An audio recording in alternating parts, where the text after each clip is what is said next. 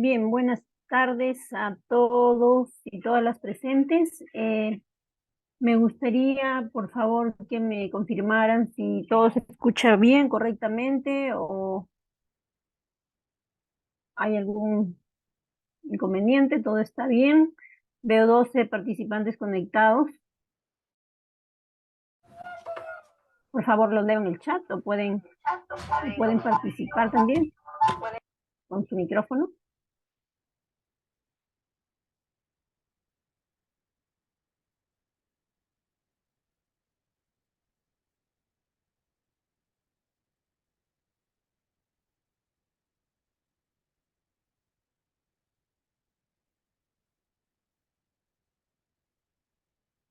Bueno, no tengo algún comentario. Buenas noches a todos. Vamos a dar inicio a la clase. En- Vamos a hablar en este día, hoy 2 de marzo, eh, sobre la pensión de alimentos, ¿no? Vamos a hablar sobre la pensión de alimentos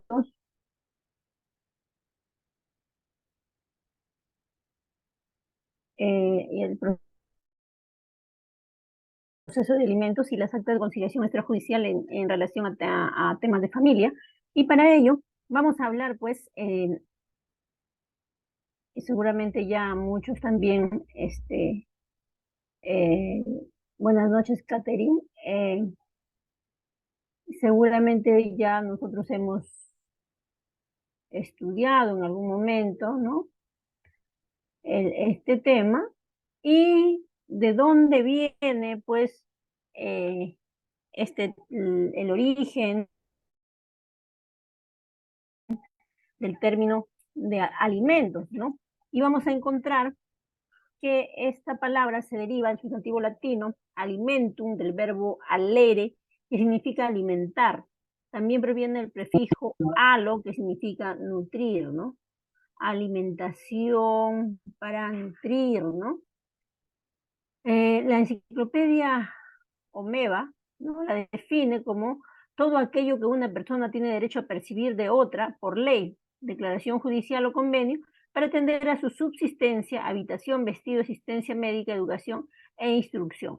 Esta definición, como vemos, ya tiene un entorno, ¿no? Un origen, un análisis, ¿no? Una descripción jurídica, ¿no?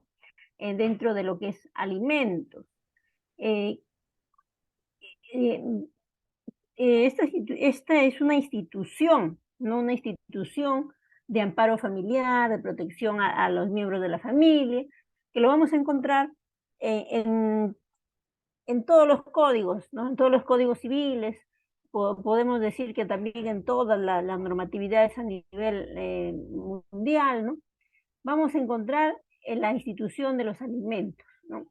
Entonces, esta institución no solamente pues se limita a lo que es alimentación, como es comida, ¿no?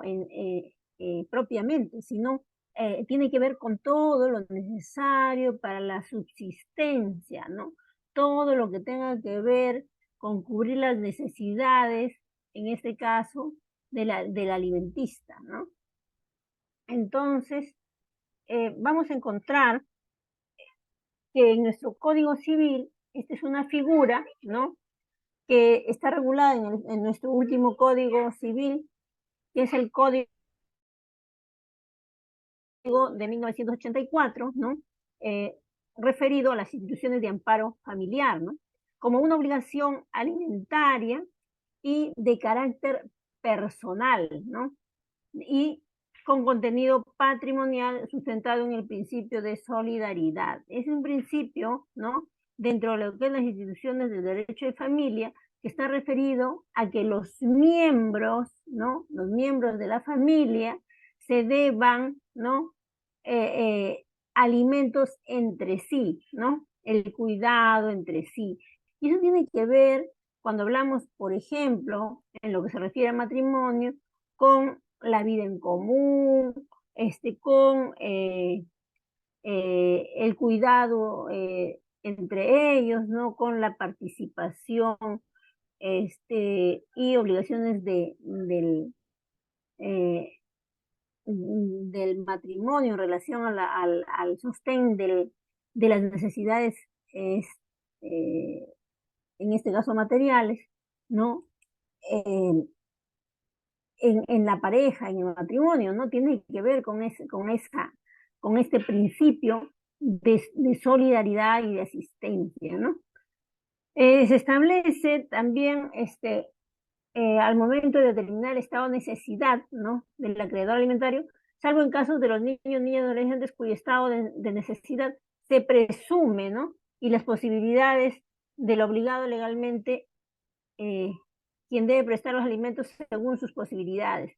Ahora, esto seguramente ustedes me dirán, y yo ya lo comenté, ¿no? La clase anterior, y decía que es una institución que lamentablemente es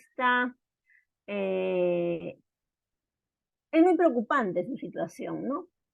Porque si bien es cierto, han salido normas, ¿no? Que han modificado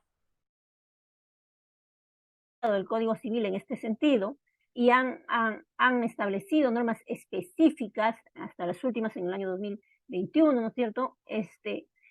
Para mejorar el acceso de los que necesitan o demandan lo que es alimentos. Sin embargo, a nivel operativo, diría yo, no dentro de lo que es la atención a los procesos judiciales, eh, es preocupante, ¿no? Porque hay muchas demandas, ¿no? Muchas demandas, quizá me dirían algunos con muchas sentencias, es decir, le han dado la razón al demandante. Sin embargo, en la parte de ejecución viene la problemática, ¿no? ¿Cómo ejecutar? Eh, para los abogados es muy sencillo, definitivamente, cuando el demandado trabaja pues en una empresa este, como dependiente, ¿no? En planilla, ¿no? Entonces, es muy sencillo, es muy exitoso, digamos en ese caso, un proceso de alimentos. ¿Dónde viene el problema? En aquellos que no tienen un trabajo fijo, ingresos fijos, ¿no? O aquellos que teniéndolo, pues renuncian a su trabajo para no pasar alimentos. Entonces, eso es preocupante, no solo por la parte operativa, ¿no? A nivel judicial, ¿no? Sino eh,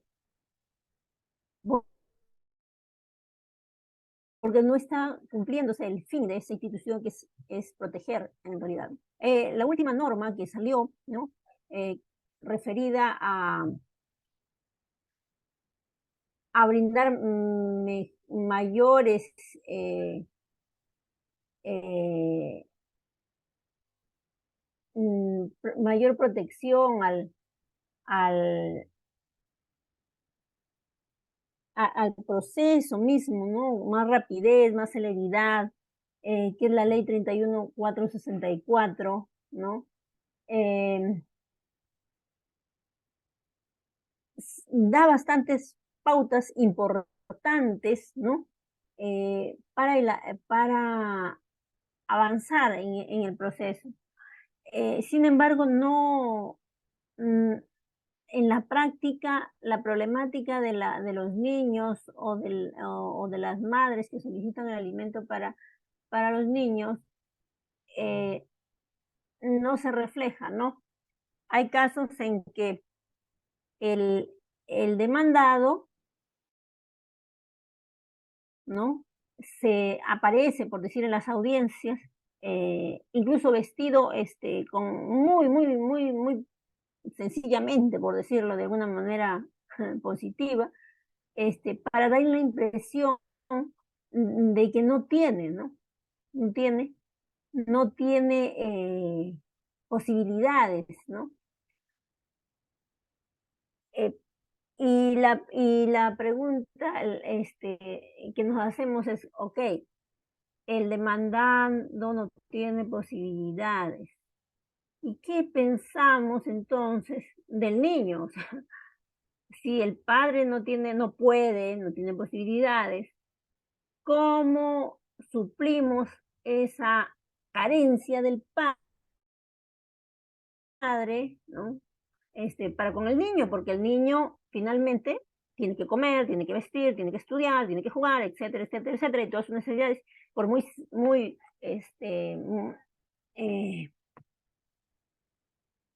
eh, sencillas que puedan ser su modo de vida, este, requiere, ¿no? Requiere de cierto monto mínimo, ok, para, para poder eh, subsistir, ¿no? Ah, ¿se escucha mejor ahora? Me decían que estaba un poco bajo el volumen, ¿está mejor? Por favor, me confirman. Entonces, ¿cuánto, por ejemplo, a ver, quiero un poco conversar con ustedes, con los presentes, veo acá alrededor de 12 personas, ¿cuánto consideramos un monto mínimo para la subsistencia de un niño? A ver, los leo, los escucho. ¿Cuánto sería un monto mínimo para un niño, para una niña, ¿no? Con lo que pudiera una pensión mínima, por ejemplo.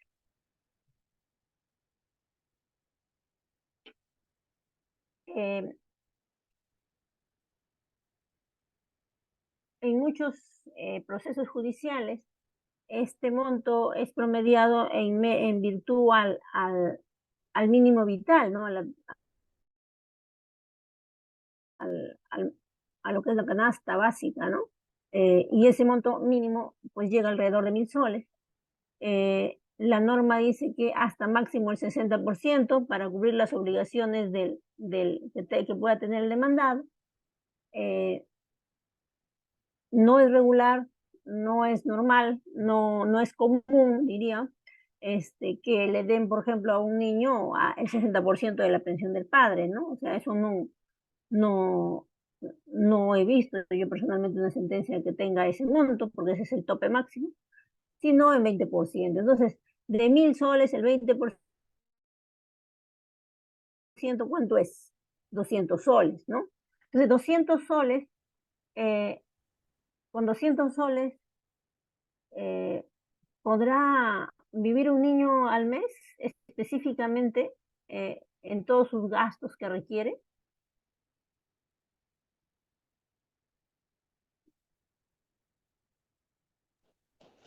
Buenas noches, no, Buenas creo noches, es Víctor. algo imposible que un niño pueda subsistir, ni siquiera con lo básico, con 200 soles, ¿no? Pero vayamos a un punto, también hay que ver Es cierto que en la mayoría de casos el varón es el que asume ese monto, pero vayamos a la norma también que los gastos deben ser, como quien dice, disculpando la criollada, 50-50. Entonces, Claro. vayamos a ver las posibilidades del papá, cuánto puede darle y las necesidades del menor, ¿no? Ujú. Imagino que Claro. la mamá también tendrá que afrontar algo. Y lamentablemente hay casos así, ¿no? He visto casos también en toda mi etapa profesional. Inclusive les pasan hasta 100 soles, 150. Uy, y a veces hasta los papás hacen artimañas para Ujú, pasar menos. Algunos no quieren pasar, poco más hacen que el hijo les dé a ellos, yo también. ujú, Pero el caso. Pero 20% de 1.000, bueno, sí se han dado casos, el juzgado va a tener que valorar eso, pero menos del 20% creo que sí da el juzgado, hasta el 15% he visto casos que dan, y eso ya es ujú. mucho, menos, pues. Menos de 15% que no te da el juzgado, Exacto, no te da. Gracias. exacto, ¿no? Gracias, Víctor. Sí, exacto, ¿no? Entonces, ¿qué ocurre? Sí, pues la norma dice de acuerdo a la necesidad, de acuerdo a la posibilidad, de acuerdo a la necesidad del niño, de acuerdo a la posibilidad del demandado, ¿no? Y también, cierto lo que dice Víctor, también dice, cuando hablamos de igualdad, de obligaciones, ¿no? Entonces estamos hablando de 50-50, ok, pero también hay la norma, dice que si uno de los padres se dedica a cuidar del menor, en este caso estamos hablando de niños, ¿no es cierto? Entonces, quien tiene que asumir con la pensión alimenticia en su totalidad es la otra parte. Entonces, en muchos casos, ¿no? Es la madre pues la que se queda con el niño, sobre todo si es pequeño, ¿no? En la ciudad no vemos mucho este, que la madre se quede al 100%, no es muy común. Sin embargo, en otros contextos de repente culturales o sociales, sí lo es. Y también dependiendo de la condición del niño, ¿no es cierto? Hay niños, por ejemplo, especiales, ¿no? Que si tuvieran que ir a un colegio especial por su propia condición, ¿no? De pronto de discapacidad, saldría mucho más de 200 soles y no 400 o 600 soles, ¿no es cierto? Si tuviera que atenderse su necesidad por discapacidad, además del cuidado directo de la madre. Sí, alguien está levantando la mano. Sí, sí, doctora. Tengo una diligencia. Vayamos al caso de que ahora salió la nueva ley de tenencia compartida. Ujú. Entonces el papá va a llevarse al hijo, y ahora se puede dar y hasta escapando del régimen de visitas, 10 días, se lo va a llevar 2 semanas, se van a dividir 50-50 al mes y sigue vigente el 20% de descuento de alimentos. Pero si la tenencia es compartida, tendríamos que hacer otro proceso para reducción de alimentos en vista de que tenemos esa sentencia de ya de tenencia compartida para que los hijos estén 50-50 también con los papás. Claro, ahí ya entran otro tipo de valoraciones, ¿no es cierto? Este, si se diera el caso, que sería lo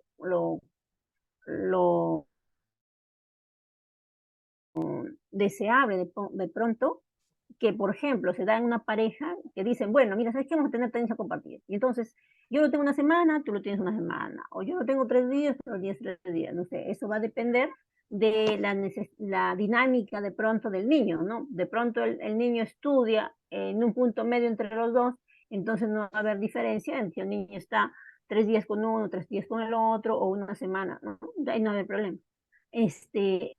Las condiciones, en verdad, son bastante peculiares en cada familia, ¿no es cierto? Pero claro, lo ideal sería que en un caso de tendencia compartida, este, si hay acuerdo equitativo, ya no habría una necesidad de que se pasen pensiones entre sí, salvo que haya una condición especial, ¿no es cierto? ¿No? Salvo qué sé yo, no sé, quizá que la madre esté enferma o que el padre esté enfermo, porque ojo, cuando hablamos de pensión de alimentos, no solo hablamos del padre hacia la madre, sino también puede ser de la madre hacia el padre, que ya hay muchas demandas en ese contexto, ¿no es cierto? Entonces, todo eso es posible, todo eso es posible, ¿no? Eh, eso son casos ideales, ¿no? Eso sería lo correcto, lo mejor. Pero ocurren muchos casos que personalmente he visto, ¿no? Uno que me llamó y me sigue llamando la atención es de una mamá que tiene dos niñas, una que tiene 15 y la otra que tiene 6 años a la fecha, pero la última de ellas es discapacitada, ¿no? Entonces, ¿qué hizo el padre? El padre tenía un proceso de alimentos por la mayor y le descontaban, ¿no? Él renunció para no pasar alimentos y les contaron, obviamente, parte de la liquidación, porque la sentencia ordenaba del total, ¿no es cierto? Entonces había un segundo proceso por el de la menor y no le pasaba nada a la menor, ¿no? Nada, a pesar de ser discapacitada. Entonces, este señor, para evitar ciertas consecuencias judiciales, por ejemplo, le da 50 soles al mes, ¿no?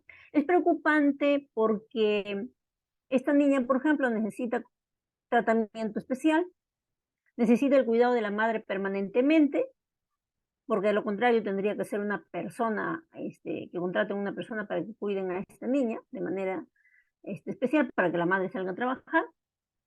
Entonces, en estas circunstancias, ¿no? Eh, es preocupante que el, el otro progenitor no acuda con una pensión. O sea, más allá, si bien es cierto, nosotros vemos eh, el contexto legal, hay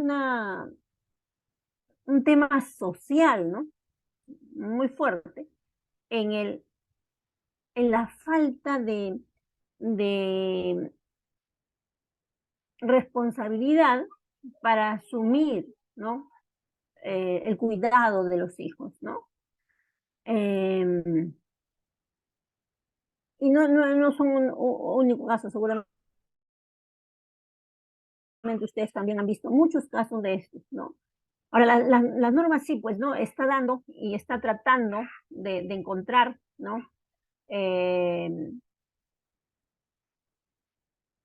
la forma, ¿no? De que se acceda, de que se provea, ¿no? Eh, en este contexto, pero sigue sin funcionar, creo yo. O sea, funciona para muchos, yo creo que seguramente que sí. Sin embargo, creo que seguimos con la parte más vulnerable cuando el demandado o la demandada no tiene ingresos fijos, ¿no? Ahí es la parte más preocupante. Eh, lo vamos a seguir revisando, ¿no? Bueno, acá vemos, por ejemplo, la duración del juicio de alimentos, porcentaje de tiempo que tarda un proceso en resolverse, mira, en primera instancia. Eh, la norma que salió, ¿no? Eh, establece plazos, ¿no?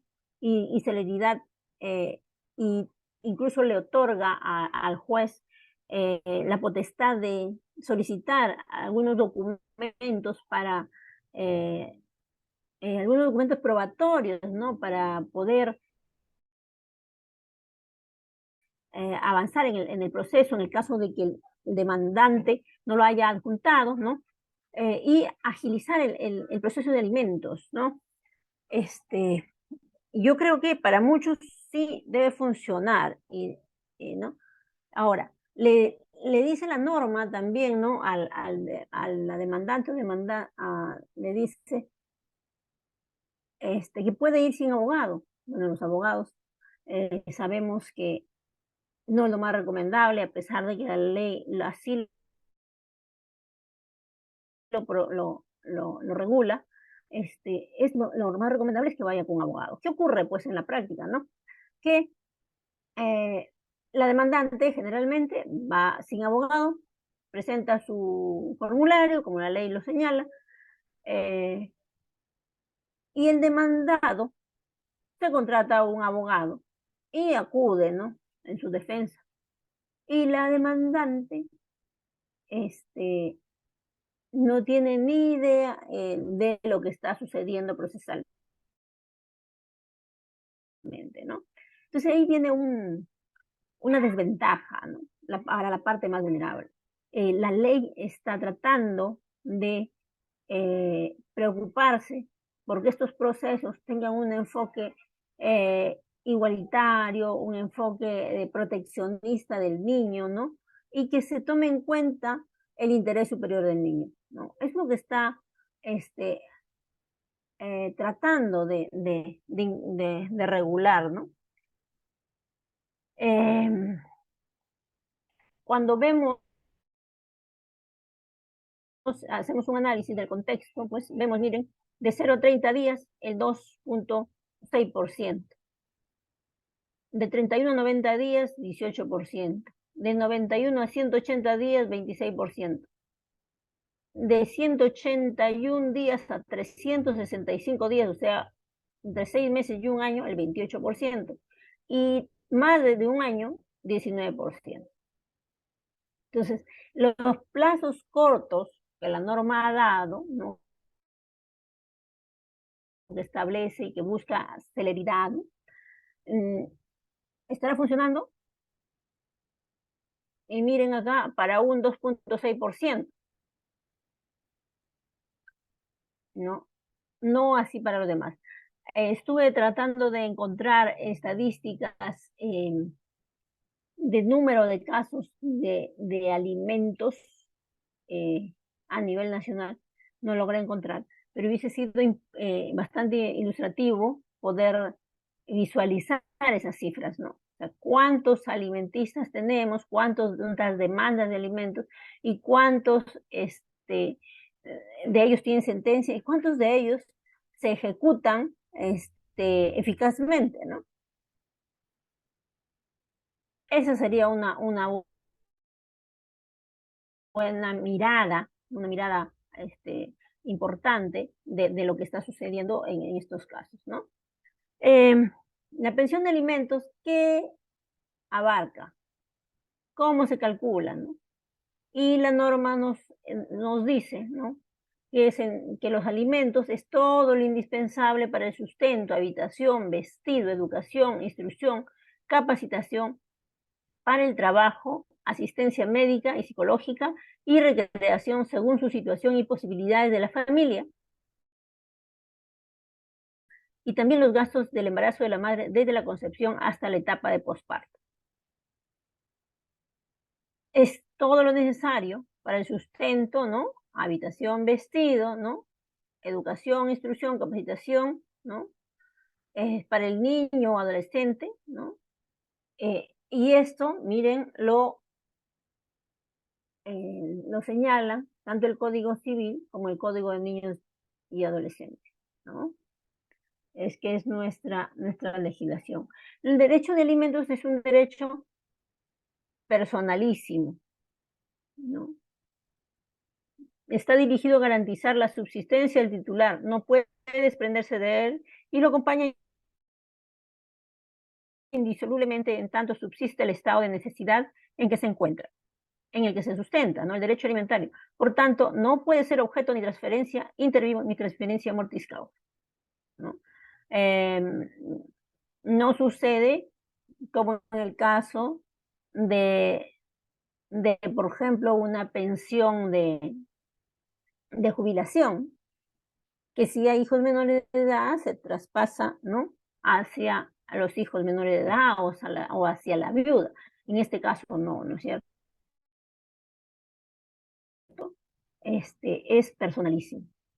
Es irrenunciable, ¿no? Hay jurisprudencia, ¿no? Al respecto, eh, referida a la irrenunciabilidad del derecho alimentario, ¿no?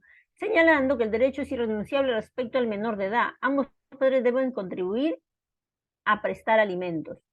Y Enrique Barcia señala que el derecho alimentario se encuentra fuera de todo comercio, o sea, no hay forma de negociar. ¿Qué es lo que no se puede negociar? Es el hecho de decir, mira, no te voy a pasar alimentos por un año.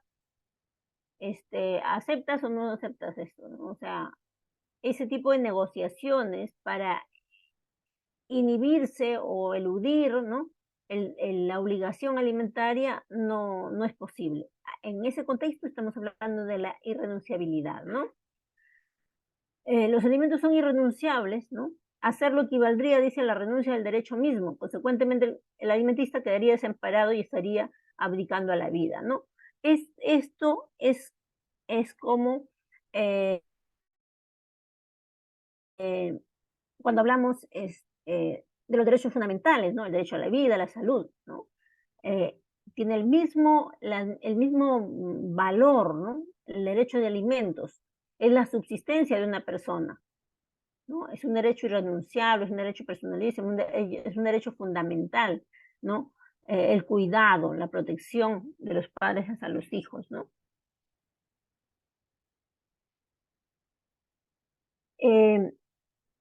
¿Hablamos de transacción o hablamos de transigir en el caso de los alimentos? Y Aguilar nos dice el derecho alimentario como tal no puede ser materia de transacción, ¿no? Que es lo que nos referíamos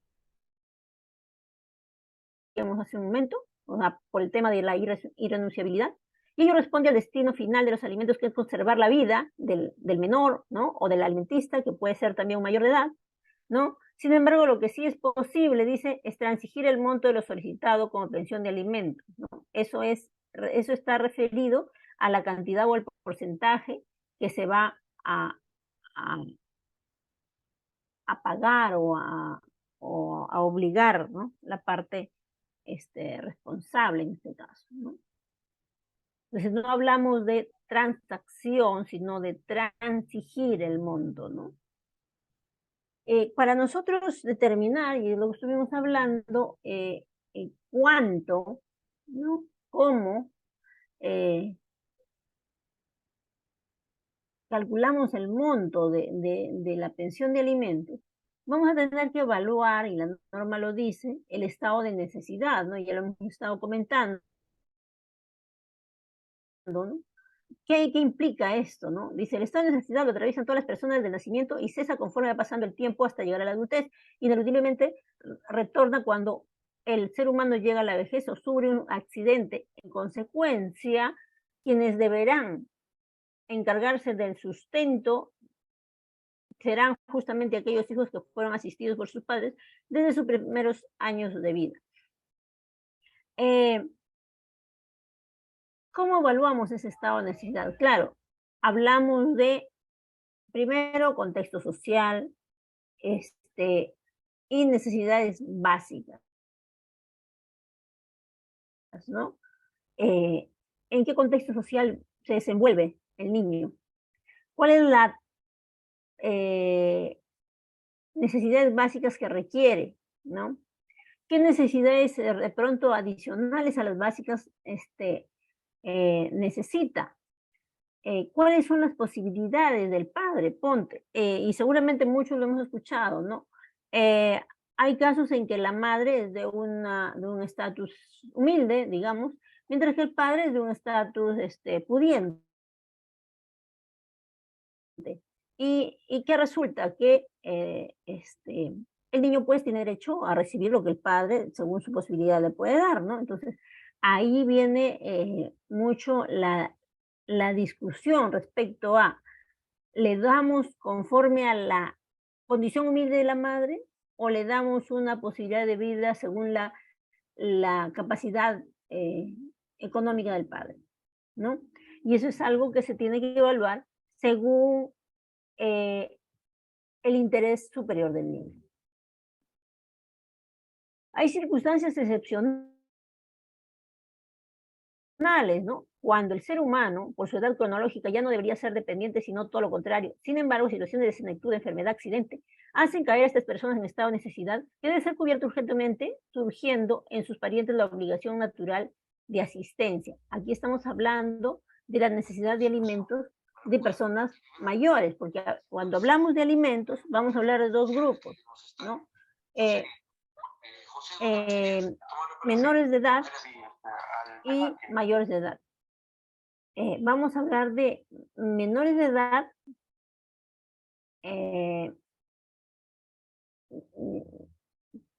bajo potestad, ¿no es cierto?, de la madre o el padre, y mayores de edad que tienen alguna condición de discapacidad, ¿no?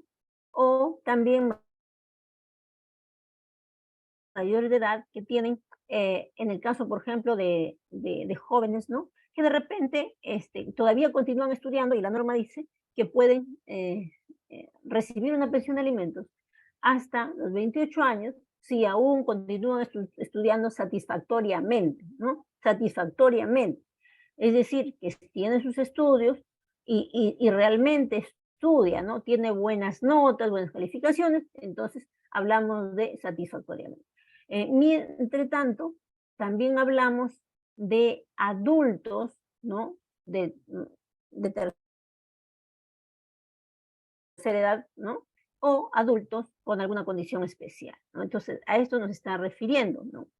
Se puede deducir, dice, la obligación alimentaria tiene una base ética y social, esto es el deber de ayuda al prójimo necesitado y el evitar que por falta de esta ayuda pueda perecer, ¿no? Preservar la vida y la preservación de la especie.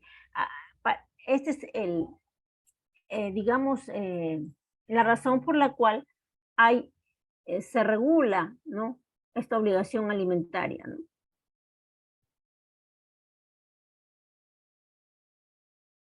Cuando eh, hay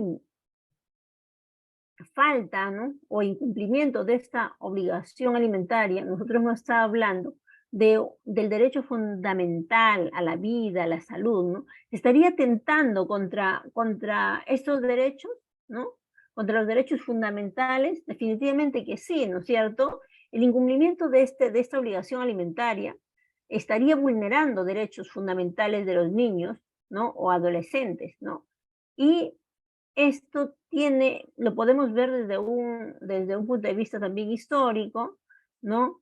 Este, como durante el tiempo, yo les comentaba en las clases anteriores, ¿no?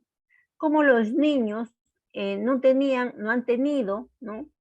Eh, derechos regulados adecuadamente, ¿no? Eh,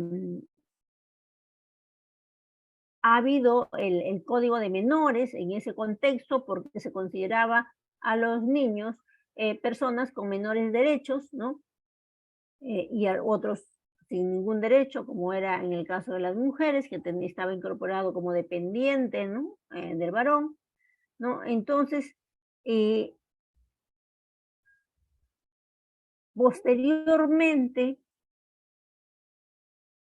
a la Convención de los Derechos del Niño, ¿no? Que incorpora el interés superior del niño, posterior a la Declaración Universal de los Derechos Humanos, en que vamos considerando al niño como una persona humana y por lo tanto con sujeto de los derechos fundamentales, ¿no? Entonces aquí ya se va incorporando la obligación del Estado, ¿no? Y de la sociedad, como establece la Constitución del Estado, y literalmente la Constitución establece el derecho de los alimentos, ¿no es cierto? En el contexto de no vulnerar, ¿no? Los derechos fundamentales de la persona, ¿no? Eh, Esto tiene, pues, como decíamos, un contexto histórico, dice no solo de la postergación de derechos, sino de profundas brechas en el ejercicio de poder y la distribución de roles que datan de épocas más oscuras para la infancia, cuando los derechos eran inexistentes y su protagonismo invisible, ¿no es cierto? Los niños, yo les comentaba que la tabla de Justiniano decía incluso que el padre de familias, el pater familias, podía disponer hasta de la vida y de la muerte de la mujer y de los hijos. Entonces, a ese nivel estábamos y este modelo es el que vino a nuestra región, ¿no? Y nuestras legislaciones ha regulado en ese contexto, ¿no? Entonces, eh, vamos a encontrar cómo la normativa ha ido progresivamente incorporando, ¿no? La protección a la niñez, ¿no? Eh, a través, desde la doctrina, ¿no? Hablamos de la doctrina irregular de derechos hacia una doctrina de protección de derechos, ¿no? Este, eh, donde eh, se establece un corte, ¿no? A partir de la incorporación de la doctrina de protección de derechos a través de la Declaración Universal de los Derechos Humanos, ¿no? En la que se le considera ya al, al niño, ¿no? Incluso sujeto a derechos desde la concepción, ¿no? Si nace vivo, incluso sujeto de derechos patrimoniales, ¿no? A partir de que se le considera una persona humana, ¿no? La doctrina, las doctrinas han tenido un tránsito bastante importante, ¿no? Eh, a partir, como digo, de la Declaración Universal de los Derechos Humanos y la Convención de los Derechos del Niño, ¿no? A partir de ahí, empezamos a tener cambios normativos. No obstante, todavía en el Perú, estos cambios normativos han demorado, ¿no? Han demorado. El Código de Niños y Adolescentes, si no mal recuerdo la fecha, es del año 92 en adelante. Entonces, imaginémonos cuántos años tiene del año 92 hacia acá, ¿no? Y antes de eso era el Código de Menores, ¿no? La visión y el papel asignado para los niños y adolescentes estaba marcado por la doctrina del menor en situación irregular, pues, estábamos hablando de la doctrina irregular de derechos, ¿no? Correspondiente al derogado Código de Menores de 1962, que fue sustituido por el nuevo Código de Niños, Niñas y Adolescentes, el cual trajo consigo una nueva visión de la infancia y sus derechos con la doctrina de protección integral, ¿no? Ya este nuevo Código de Niños, Niñas y Adolescentes hablaba del niño, ¿no? Y del adolescente en sus diferentes etapas, establecía las instituciones de amparo familiar hacia el niño, ¿no?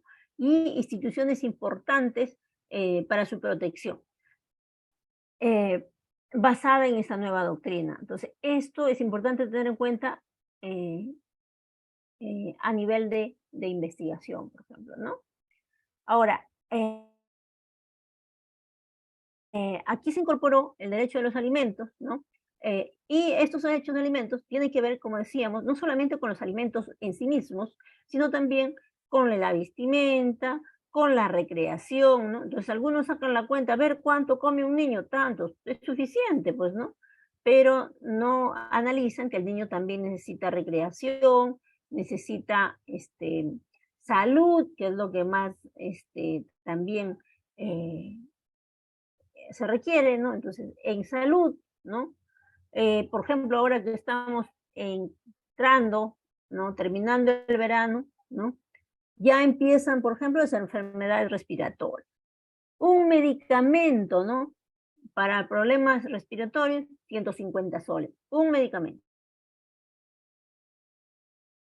Y no te dan no te piden un medicamento, no te piden 3, 4 medicamentos. Entonces una receta nomás son como 400 soles en una receta. Entonces, si a un niño se le pasa, y ojo que no tiene que ver el tema de la salud, no tiene que ver a veces con las posibilidades del padre, pues, ¿no? Sino con la necesidad del niño. Entonces, ¿de dónde sacamos los 400 soles? ¿No? Y no estamos hablando de una receta en una clínica, ¿no? Porque a veces se va a un hospital del Estado y no hay muchos medicamentos, no tienen los medicamentos, entonces te van a decir compra afuera. Una receta afuera cuesta aproximadamente, vamos a poner que la mitad te cubre el Estado y la mitad tienes que comprar afuera. Ponte 200 soles solo en medicamentos. Entonces, ¿cuánto dura tu tratamiento? Entonces, pensando en eso nomás, miren, en temas de salud, ya se fue los 200, el 20% de un mínimo vital, ¿no? Entonces, hay que analizar mucho más ese contexto de necesidad del niño y, y eh, ponerlo en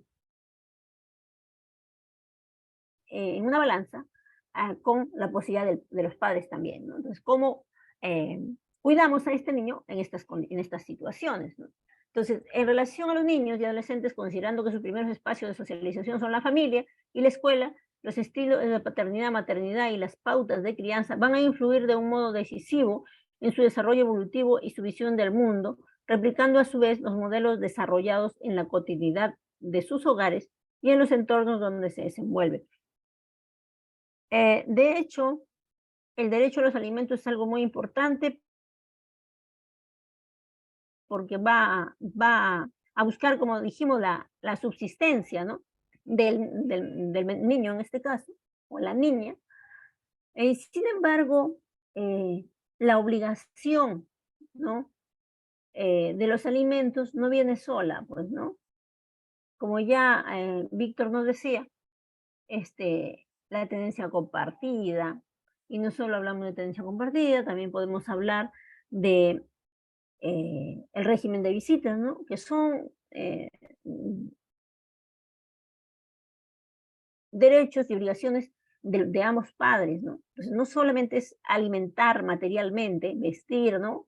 Sino también de alimentar emocionalmente, nutrir emocionalmente, cuidar el desarrollo emocional de los niños o niñas y adolescentes, ¿no? Entonces, todo eso también se debería poner en una balanza y en dentro de las necesidades de los niños. No solamente es darle económicamente, ¿no? Porque algunos dan económicamente, pero están desaparecidos, ¿no? Y otros, este, eh, no dan económicamente y tampoco están, y otros quieren estar, pero tampoco quieren colaborar económicamente, ¿no? Para el tema de la subsistencia. Entonces, la institución de los alimentos es bastante importante porque hay que analizar todo un contexto de necesidades del niño y de la niña, ¿no? O sea, ¿qué es lo que requiere? ¿No? Y va más allá todavía, ¿no? Por temas emocionales que cruzan en los procesos, en los conflictos familiares, básicamente, ¿no? ¿Cuáles son las características del derecho a los alimentos? ¿No? Hemos dicho, es personalísimo, no es transferible, ¿no? Eh,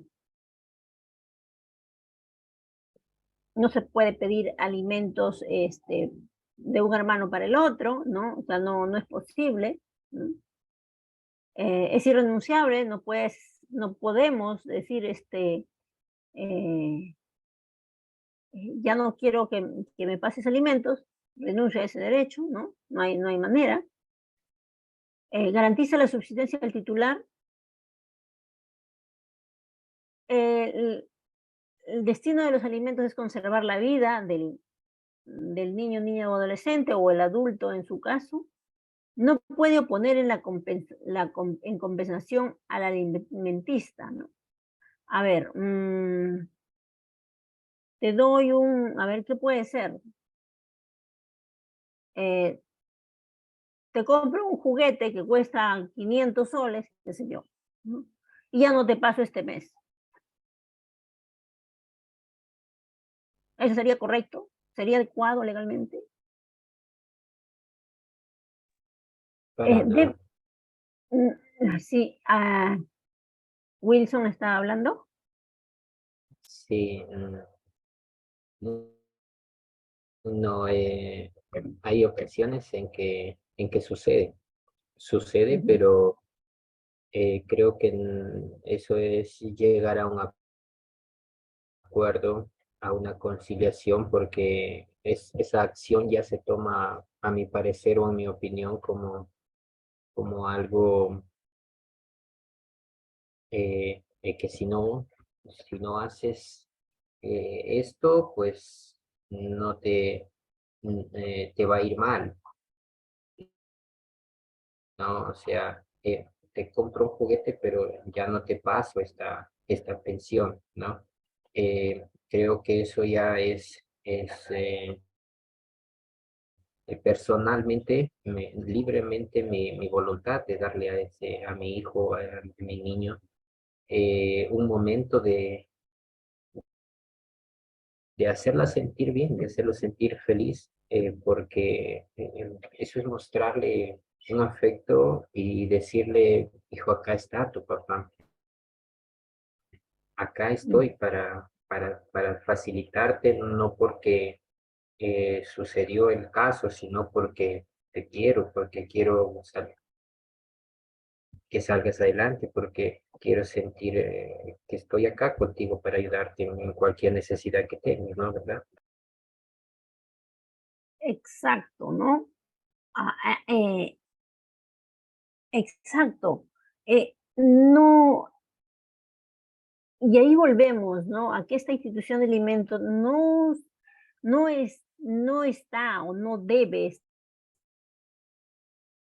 estar orientada solamente a lo material, ¿no? A lo monetario, ¿no? Sino que engloba mucho más de lo que muchas veces eh, valoramos en el proceso, en el caso legalmente, ¿no? Va mucho más allá, ¿no? Mucho más allá de cuánto te doy o es económicamente, ¿no? Entonces, lamentablemente en muchos casos, por ejemplo, se cruza con otro tipo de conflictos, ¿no?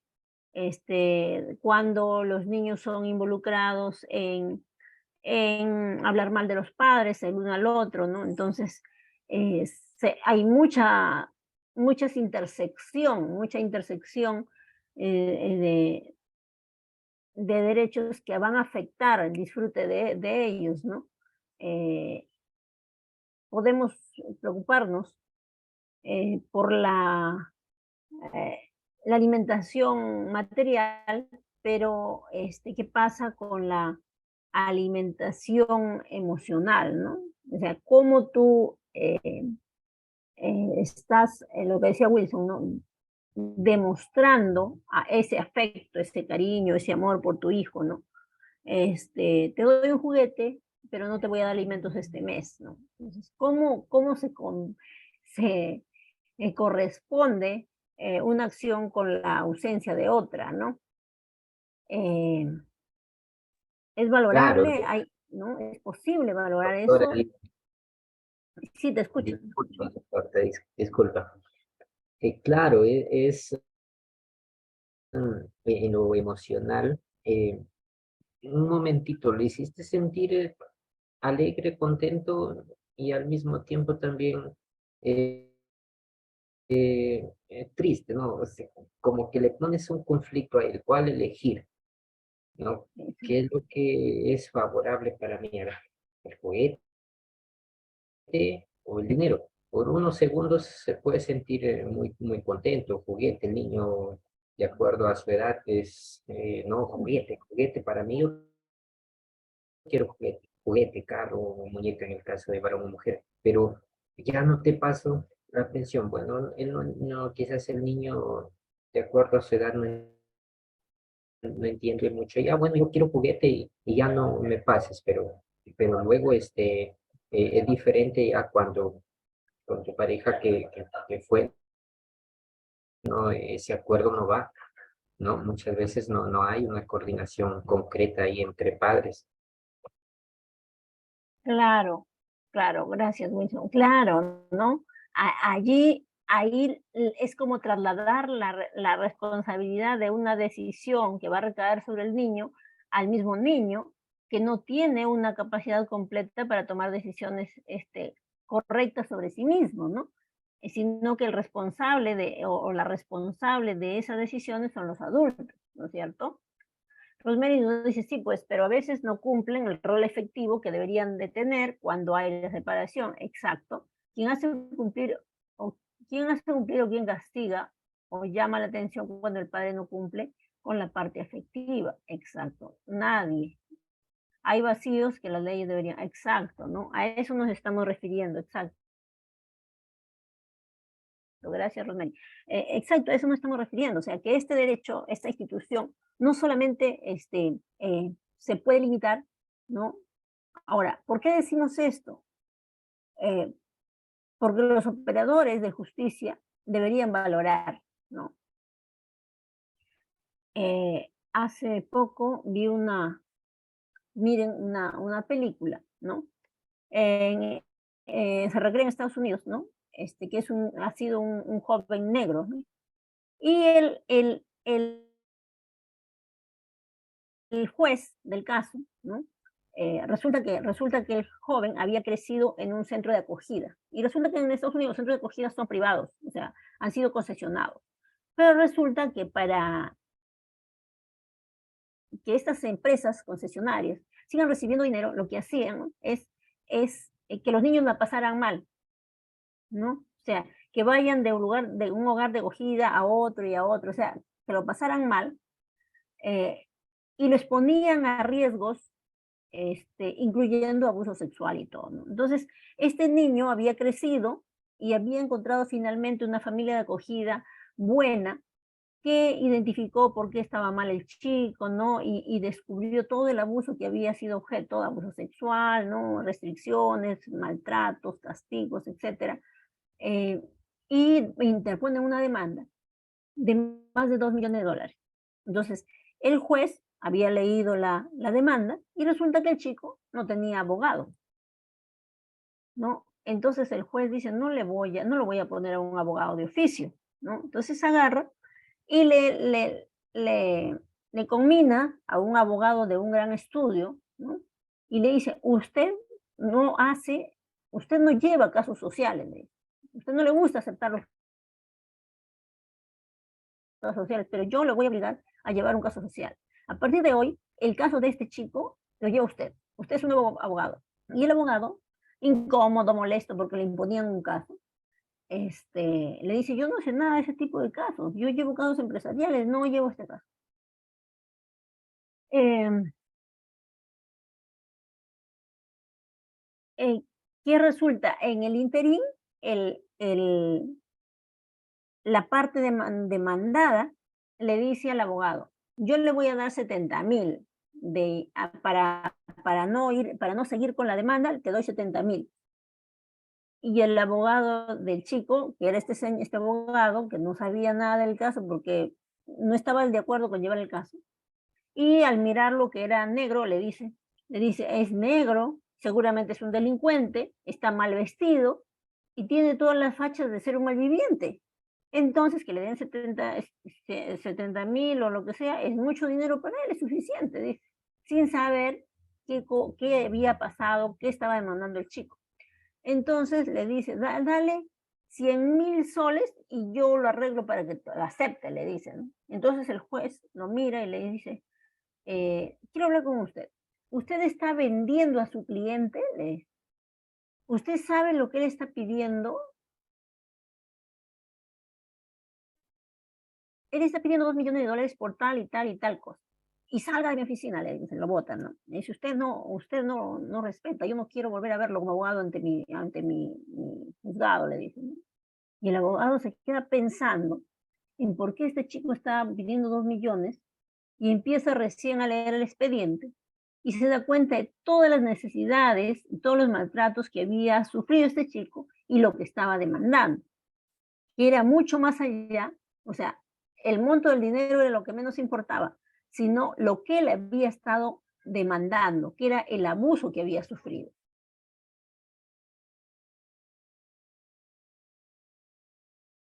A ver, voy a leer a Rosemary.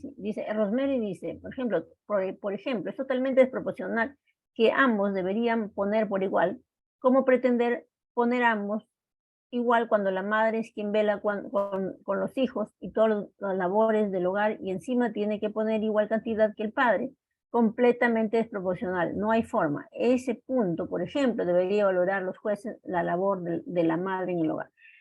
Cierto, Rosemary, muchas gracias. Sí, efectivamente, las normas, las modificaciones, ya lo vamos a ver más adelante, ya hablan sobre lo que tú nos estás diciendo y señalan que efectivamente el padre o la madre que se esté haciendo cargo del niño, ¿no? Que esté haciendo labores en la casa, es decir, que no tenga un trabajo fuera, ¿no? Porque de lo contrario, lo que la ley dice es que la, la persona que ayuda en casa debería ser pagada por el demandado, ¿no? El que no tiene a su cuidado el niño. Pero en caso que el padre o la madre se quede a tiempo completo con el niño, quien debe asumir el total del monto de los alimentos, o sea, ya no a 50-50, sino al 100%, es el demandado. Entonces, allí, Rosemary, la norma sí está este, tomando en cuenta estos detalles que tú nos acabas de comentar, ¿no? en las modificaciones que ha habido al respecto, sí se incorpora. Pero ¿dónde está el problema? Y ahí te doy la razón, Ronel, es en la parte operativa, en la parte de los operadores de justicia. Allí viene la problemática, que muchas veces en las sentencias, no se está valorando ¿no? Estos detalles. ¿Por qué no se valoran? Y ahí dirían, ¿pero por qué no se valoran? Y ahí viene la parte probatoria, pues, ¿no? La parte probatoria. Y entonces cuando el demandante o la demandante pues acude sin abogado, ahí viene que tiene dificultades para sustentar, ¿no? Porque la norma te da un formulario que debes llenar, ¿no? Pero ¿quién le dice a los demandantes o los todos los detalles que los abogados sabemos que debe incluir su demanda, ¿no? Que es, por ejemplo, el sustento de las necesidades en salud, en ropa, en alimentos, ¿no? ¿Cuánto gastamos mensualmente, ¿no? Ponle de por lo menos 3 meses, ¿no? Para poder promediar cuánto es más o menos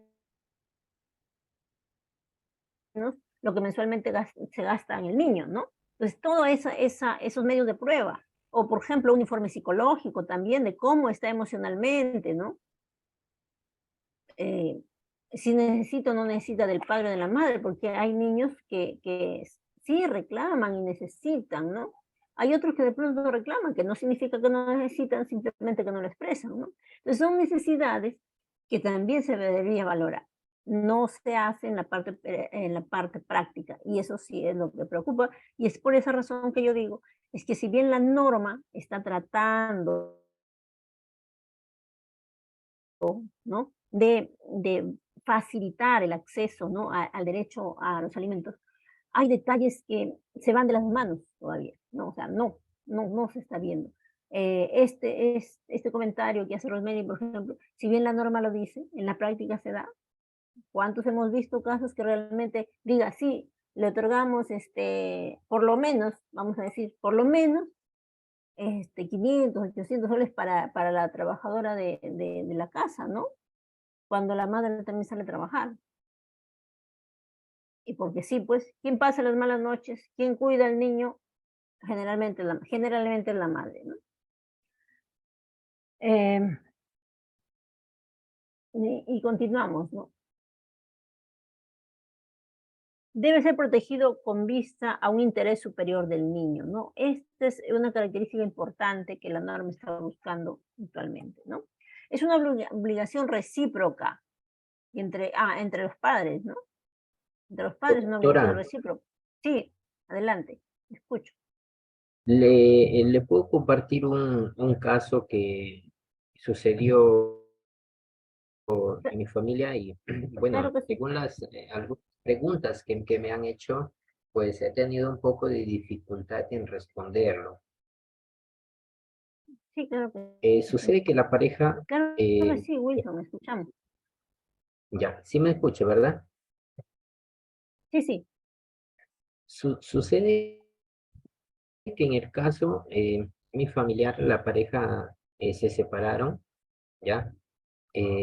Problemas múltiples, ¿ya? Sucedió que la madre dejó a sus hijos con el padre, 4 hijos, ¿ya? Y se fue, y a las 3 semanas se dan cuenta que, bueno, la mujer fue con otro varón. Entonces el esposo decide denunciarlo y bueno, le aceptan su denuncia, eh, llaman a la madre, en este caso perjudicada, llaman para que dicten, bueno, en el Poder Judicial ya decidan lo que es, cómo solucionar el caso. Y sucede que hacen pagar a la madre algo de 800 soles mensual, ya, 800 soles mensual. Pero la persona encargada de cuidar esos 4 hijos, pues no es el padre, es la abuela.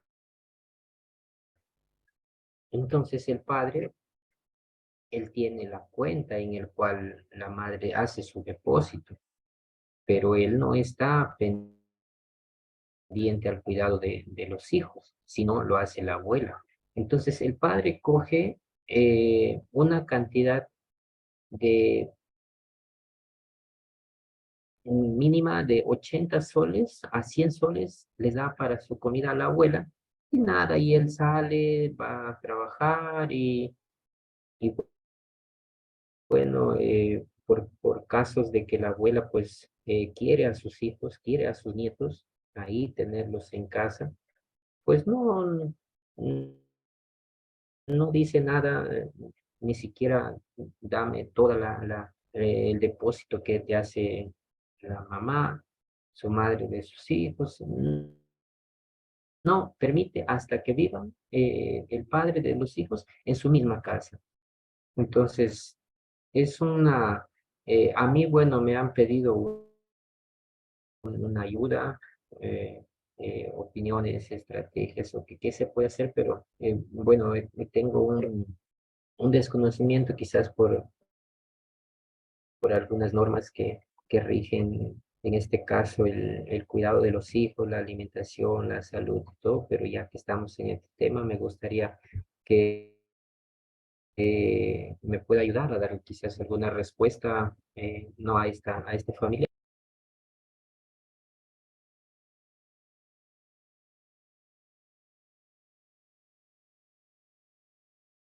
Sí, Wilson, ¿se te fue el audio o terminaste de hablar? Sí, finalicé. Ah, ok, listo. Sí, bien, vamos a ver. Sí, bien, tu pregunta tiene que ver con los alimentos y me parece interesante el hecho, por ejemplo, de que aquí en ese caso, este, la persona que pasa alimentos es la madre, ¿no es cierto? ¿Está bien eso? ¿Sí o no? A ver, ¿qué dicen los demás? ¿Escribiendo o hablando? ¿Correcto? ¿En temas igualitarios? Sí, ¿verdad? Sí, Ok, bueno, a mí estamos de me acuerdo parece ahí, ¿no? que Sí, hasta ahí estamos de acuerdo.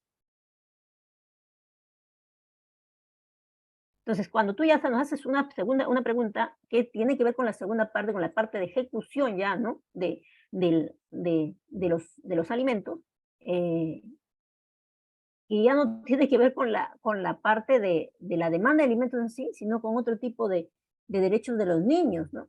Y la pregunta que yo te hago antes de que podamos analizar el caso ¿es la abuela paterna? Yo entendería que es la abuela paterna la que cuida, ¿verdad? es la abuela materna.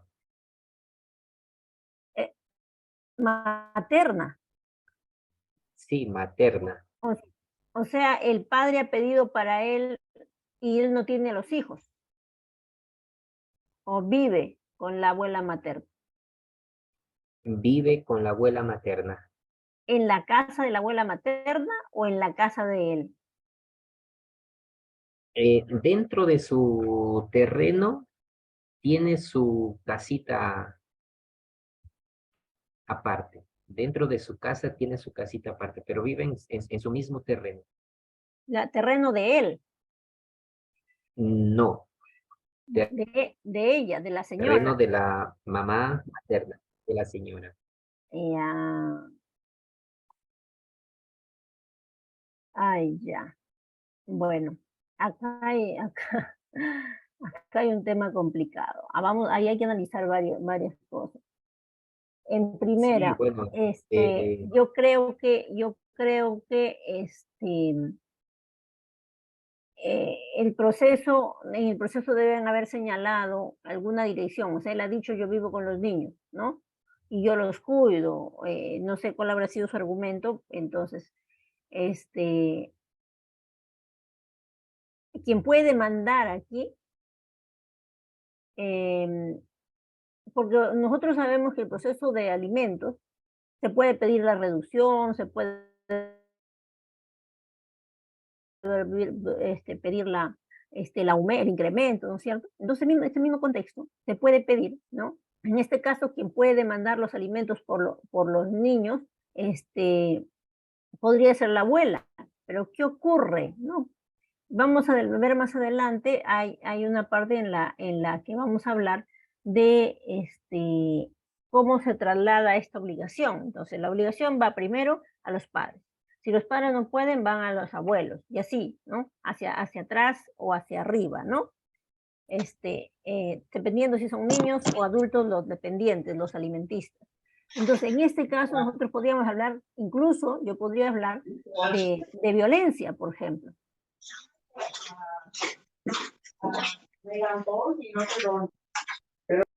Claro, pero en ese caso, Rosemary nos dice, la madre tiene que demandar demostrando evidencias y testigos para cambiar la pensión a la abuela. Pero acá ocurre que prácticamente los dos padres han abandonado a los niños. O sea, acá hay una forma primero de violencia familiar, ¿no? Y lo otro es desprotección, ¿no? Entonces, la abuela podría denunciar por desprotección familiar, eso por un lado. Y por otro lado, denunciar violencia familiar. Y con esas denuncias, acudir adentro del proceso de alimentos, ¿no? ¿Por qué? Porque mientras los niños estén sujetos a la patria potestad, en este caso del padre, porque imagino que también el padre tiene la tenencia, porque la madre ha abandonado a los niños, ¿no? Entonces, mientras el padre tenga la tenencia, aparentemente, él es el responsable de los niños y él es el que podría demandar. Pero en este caso, también el padre los abandona materialmente. O sea, pese a que viven en el mismo ambiente, los abandona materialmente. Y quien los tiene a cargo es la abuela. Entonces, para demostrar, ¿no? Para poder decir, quiero demandar los alimentos para ellos, o sea, la abuela, tiene que ella demostrar que ella los tiene acogidos, ¿no? Ella es una familia extensa de los niños. Entonces, para hacer eso, ella tendría que denunciar desprotección, y eso se da en la vía administrativa ante el Ministerio de la Mujer, ¿no? Tendría que ella pedir el acogimiento de hecho como familia extensa. Y cuando le den a ella el acogimiento de hecho, entonces allí ella puede pedir que esa pensión de alimentos se la pasen a ella. Porque primero tiene que demostrar que los dos padres han abandonado a los niños prácticamente, ¿no? Y que el monto que se le da, se está depositando, no está llegando a ellos. O sea, eso tiene que ser probado. Yo pensaría en esas tres vías, ¿no? Uno, denunciar la desprotección, pedir el acogimiento de hecho como familia extensa. Otro, denunciar violencia, porque en este caso hay omisión, ¿no? Hay omisión, no está acudiendo con los alimentos tampoco el señor. Y luego poner en conocimiento del juzgado que no se está ejecutando adecuadamente. Yo creo que con esas, básicamente con la desprotección, cuando ella tenga una resolución que le determina a ella el acogimiento, entonces ya ella tendría la potestad para pedir que le pasen los alimentos a ella. De lo contrario, todavía los padres tienen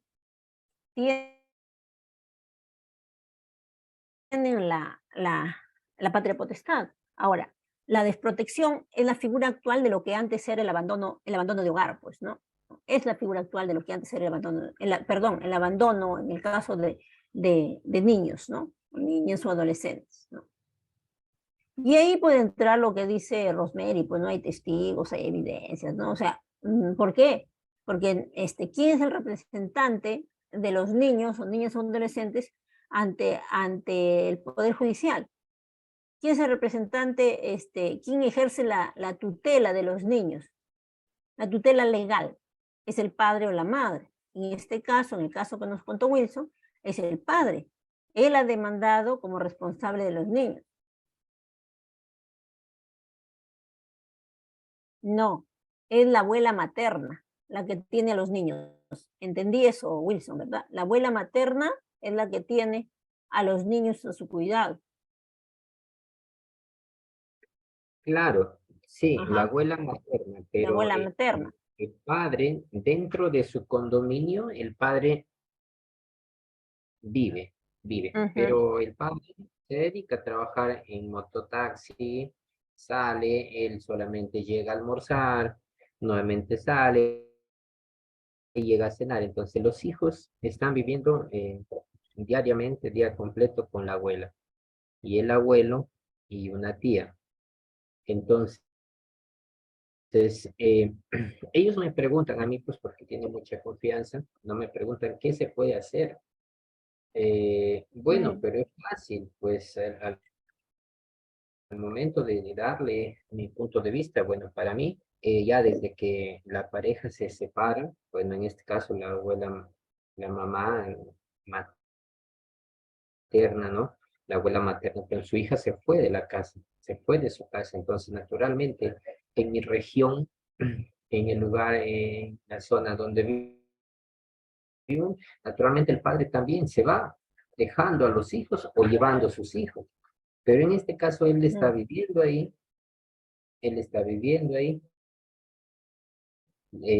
los hijos más al cuidado de la abuela, Claro. Ahora, la lo mamá, complicado allí, perdón, Wilson, ¿ya? sí, pero lo complicado allí es porque tú nos estás diciendo que él vive en el mismo condominio. Yo no sé si se está refiriendo a que es un terreno grande y tienen, por decir, una casita, no tan cerca uno del otro, una es del padre y otro es de la abuela, no sé, y que los niños viven con la abuela específicamente y el padre vive solo, o es que es una sola casa donde viven el padre, los hijos y la abuela, ¿no?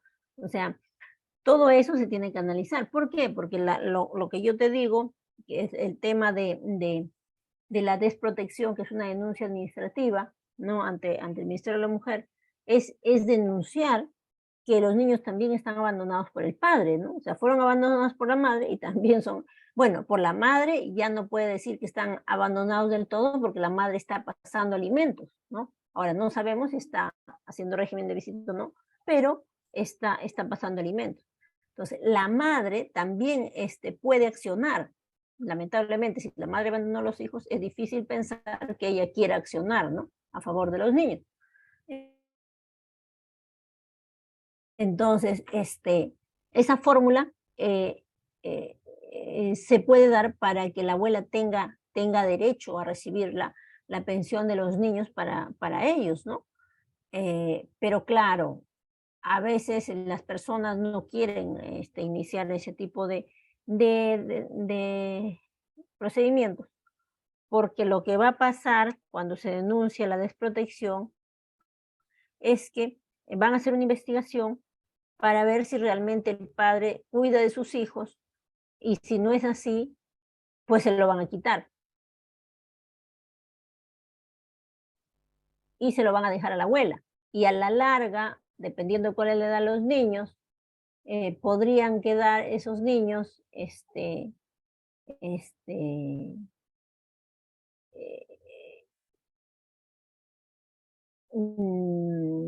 bajo, a la larga podrían quedar aptos en adoptabilidad, por ejemplo, a la larga, ¿no? Porque podría decirse, la abuela es mayor de edad, no lo puede cuidar, los padres lo han abandonado a los niños, entonces están en desprotección, pues. Entonces podrían ser declarados en adoptabilidad. Entonces, eso es lo que muchos no quieren y al tener temor de que los niños sean retirados, entonces este, no hacen esa denuncia, ¿no? Pero en este caso, lo que correspondería es o acciona la madre para decir, oye señor, estoy cuidando a mis hijos, o sea, yo no vivo con ellos, pero acudo, los atiendo, que es dándole su pensión. Y es una pensión suficiente para que ellos vivan, ¿no? Y sin embargo, no está cumpliendo el fin por el cual. Entonces, puede accionar la madre o puede accionar la abuela. La madre sería lo ideal, pero podría pensar que ya no quiere, ¿no? No sé si eso responde, espero que eso responda a tu inquietud y espero que pueda ayudar, ¿no? Ahora, nos dice acá Héctor, ¿cuándo los padres demandan a sus hijos? La norma nos habla, gracias por la pregunta, Héctor, eh, que sí, pues efectivamente los padres pueden demandar a los hijos, o los abuelos incluso, cuando hay un estado de necesidad. Se tiene que probar el estado de necesidad, ¿no? Doctora, buenas noches. Sí, Sí. algunas veces, bueno, como pasa en cualquier situación de que los padres demandan a sus hijos, pero cuando muchas veces he visto cuando les toca demandar, a veces los hijos, no digo que sean buenos, no digo que sean malos, ¿no? Pero siempre dice, pero póngase en caso situación de un señor que tenga 3 hijos y no le alcanza, ¿no? Debido a su economía, ¿no? Y ahí como que, bueno, en el lado moral, ahí se podría decir eso, ¿no? Como usted también dijo, hay una necesidad, ¿no? De repente ese padre esté con problemas de salud, que sí llega a pasar, o etcétera, ¿no?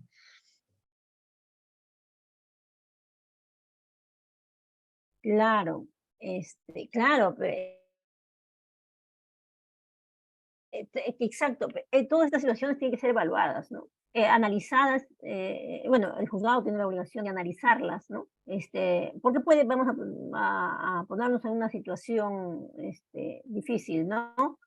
Sí, pues pueden haber situaciones, efectivamente, en la que el padre tiene alguna enfermedad, tiene algún problema, qué sé yo, que no le permite trabajar para ganar lo suficiente para acudir a sus hijos. No es excusa en el caso de los que no tengan una condición especial, ¿no? Excepcional, eh, ¿no? O sea, porque a, mal le puede ir a muchos, ¿no? Pero tampoco los males son eternos, pues, ¿no? Y eso no es excusa porque los niños no tienen, eh, no dejan de comer, pues, ¿no? No porque el padre le va mal, el niño dice, no, le fue mal a mi padre y entonces no como un mes. O sea, eso no sucede. O sea, y entonces lo que tiene que ocurrir es que el juzgado debe valorar todas esas circunstancias, porque la norma sí prevé esas situaciones y dice, si es que uno de ellos está pasando por una situación difícil, ponte que tenga, digamos, tiene una enfermedad terminal, ¿no? Y está mal de salud, ¿no? Está mal, no puede, tiene muchos gastos, qué sé yo. Lo que la norma dice es que incluso él podría incluso pedir alimentos a la otra parte, ¿no? O sea, tiene la norma ha regulado estas situaciones especiales, ¿no? Son situaciones especiales, ojo, ¿no? No debería ser un común. Lamentablemente, en temas de alimentos se vuelve un común las excusas, ¿no? Ojo, que pareciera que muchas veces hablamos mucho de como que el varón que es el que evade mucha de la responsabilidad. Bueno, estadísticamente podríamos decir que es el varón pues el que mayormente evade la responsabilidad, pero no significa que sean los únicos. O sea, sí, también hay mujeres que evaden la responsabilidad de cubrir, y también hay mujeres que abandonan el hogar y que dejan a sus hijos abandonados y que tampoco quieren acudir con la pensión. O sea, ya ahora actualmente no es una conducta exclusiva de lo masculino, como de repente se veía hace algún tiempo, ¿no? Actualmente ha cambiado esas situaciones, ¿no? Pero volviendo a los comentarios que están haciendo en chat, ¿no? Sí, pues, los padres pueden pedir pensión a sus hijos, sí, pero la norma dice que debe ser sustentado, ¿no? Debe ser sustentado. Hay una pregunta interesante, dice, ¿qué se puede hacer cuando un padre no pasó la pensión de alimentos a sus hijos y cuando los hijos ya son grandes, ellos quieren denunciar para pedir la pensión de alimentos? Sí ha visto casos, ¿no? Eh, eh, Difícil pregunta, porque ustedes han escuchado del caso, pues, de Gisela Valcárcel, ¿no? Gisela Valcárcel, ha tenido una hija que finalmente ella ha criado sola, ¿no? Y que el padre de la niña nunca le asistió con nada, ¿no? Y finalmente Gisela ha sido exitosa, pues, ¿no? Y la hija ya ahora es grande, adulta y también creo que es empresaria, ¿no? Entonces, no hace mucho, creo que un año, 2 años, apareció el padre diciendo que estaba pasando por una situación difícil y que quería demandar a que su hija le pase alimentos.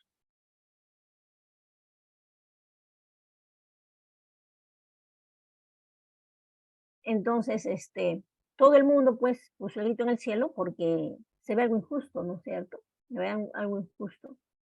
Eh, la norma no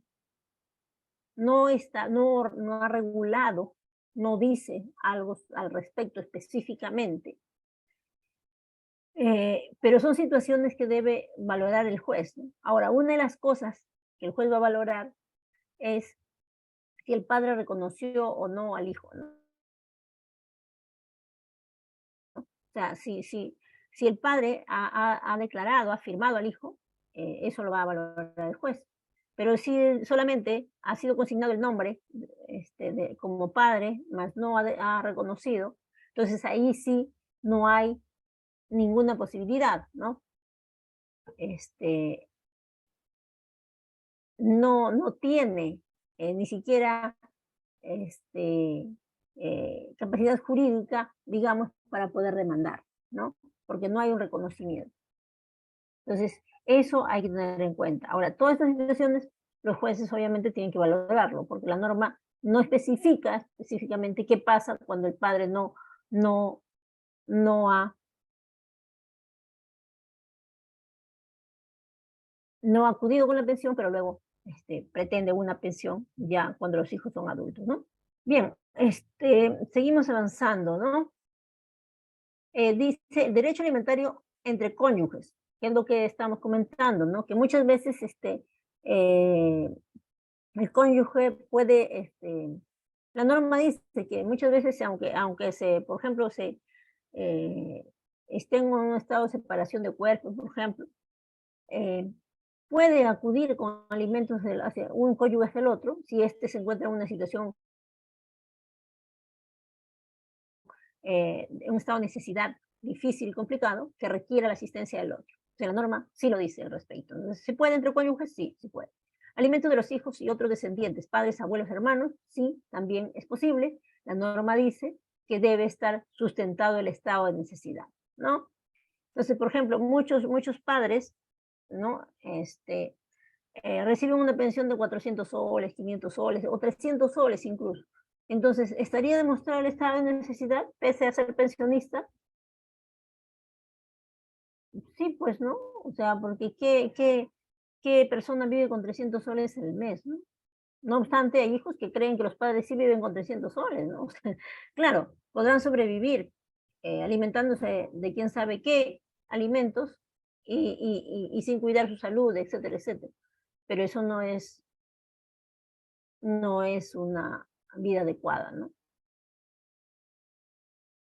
La Constitución señala que todos los hijos tienen iguales derechos y deberes, igualmente precisa que es deber y derecho de los padres alimentar, educar y dar seguridad a sus hijos, ¿no? Estamos hablando de que el derecho a los alimentos es un derecho constitucional también, ¿no es cierto? La obligación de los alimentos es recíproca, ¿no? Entre cónyuges, entre ascendientes y descendientes, entre hermanos también, ¿no? O de los hermanos hacia los ascendientes, ¿no? A los descendientes, etc. ¿Por qué dice esto? Porque si el padre, ponte que vamos a poner que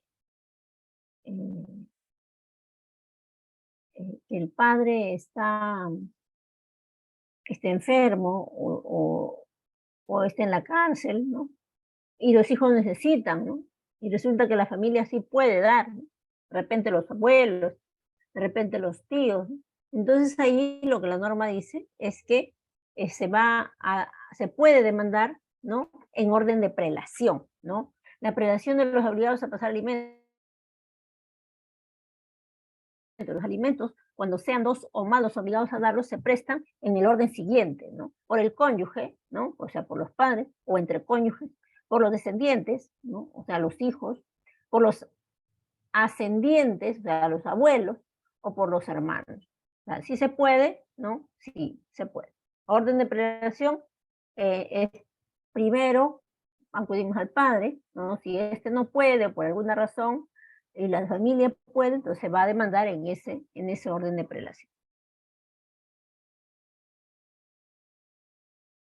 Criterios para fijar alimentos. Vínculo legal. ¿Cómo demostramos el vínculo legal? ¿No? ¿Cómo vamos a demostrar el vínculo legal? Y para eso la norma dice que el juez tiene la potestad de pedir ante la RENIEC el acta de nacimiento del alimentista, ¿no? Para poder verificar el entroncamiento, pues, ¿no? O sea, si hay o no vínculo entre padres e hijos. De repente no lo hay. O de repente está como declarado como padre o madre, ¿no? Y no ha sido reconocido. Entonces eso se va a demostrar con el acta de nacimiento, ¿no? Necesidades del alimentista, ¿no? ¿Cuáles? Ya hemos hablado de cómo se podría identificar estas necesidades, ¿no? Vamos a hablar de alimentos, por ejemplo, cuánto de alimentos se compra al mes, a la semana, ¿no? O la recreación, de repente la piscina, de repente el fútbol, ¿no? Lo que se paga, la pensión del colegio, los gastos de medicamentos, ¿no? Todo eso van a demostrar la necesidad, ¿no? ¿Cuál es el monto? Ahí vamos a hablar de montos, ¿no? También, no solo es un descriptivo de yo gasto en comida, en ropa, no, sino cuánto gasto también, ¿no? Para demostrar, mire, yo necesito 1.500 al mes, pero ¿por qué lo necesito? ¿Por qué no necesito 300, 800 o 1.000? No, ¿por qué necesito 1.500? Entonces, todo eso va a depender de lo que nosotros estemos sustentando. Posibilidad del alimentante, ¿no? Ya, ok, necesito 1.500, pero el señor cuánto gana. Entonces yo tengo que decir, el señor gana, cuánto gana diario, cuánto gana semanal, cuánto gana mensual, ¿no? Dependiendo cuál es el tipo de trabajo que tiene, o en qué empresa trabaja, o a qué se dedica, etcétera, qué profesión tiene, ¿no? Entonces, de acuerdo a eso, se va a determinar la posibilidad, ¿no? Entonces, al juez le tenemos que decir, el señor vive en tal lugar, el señor trabaja en esto, gana tanto, el señor, de pronto declara su NAN, no declara su NAN, ¿no? Tiene tal empleador, entonces lo que va a hacer el juez es oficiar al empleador para cuánto gana el señor. Entonces ahí volvemos a enfatizar, ¿no? La dificultad más grande es cuando el alimentante o el demandado no tiene un trabajo fijo que podamos, y tampoco es formal, ¿no? O sea, no podemos demostrar cuánto gana. Ahí está, hay dificultades, ¿no? La proporcionalidad en la fijación, ¿no? O sea, la proporción, la norma dice máximo el 60%. ¿Cuánto voy a pedir de ese 60%? ¿El 20, el 30, el 40, el 15, no sé? ¿No? Si gana 1.000 soles, 2.000 soles, 3.000, 5.000, yo qué sé, ¿no? Entonces, de acuerdo a eso, va a ser la proporción para fijar los alimentos. Incremento o disminución de alimentos, o sea, ya, ok, me pasa 100 soles hace 10 años, oiga, ¿qué voy a hacer con 100 soles? Entonces tengo que pedir el incremento, ¿no? De acuerdo al estado de la economía, ¿no? A la inflación, a la devaluación, etc. ¿no? A mis necesidades también, ¿no? Disminución oiga, yo antes ganaba 10.000 soles, pero ahora gano 2.000 soles, entonces yo no le puedo pasar el 20% o no le puedo pasar lo que yo me comprometía, 2.000 soles mensual, porque ahora gano 2.000 soles, ¿no? Entonces tengo que pedir la disminución de los alimentos. No le puedo dar un modo de vida que ahora yo no puedo sostener tampoco, ¿no? Entonces todo eso se tiene que el juzgador, el operador tiene que evaluar, ¿no? Causales de exoneración de los alimentos. Tiene que ver con, primero, la edad del alimentista, ¿no? De pronto ya tiene 18 años, no estudia, entonces ya, ¿sabe qué? Ya terminó. Ya no voy a pasar porque ya cumplió 18 años y él ya no estudia. Entonces ya no tengo por qué seguir pasando. Otro, me encuentro mal de salud, ¿no?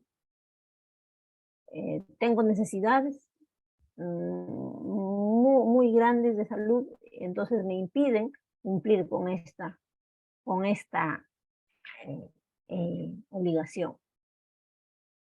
Otras formas de diversas de alimentos, o sea, no solo es efectivo, también puede ser en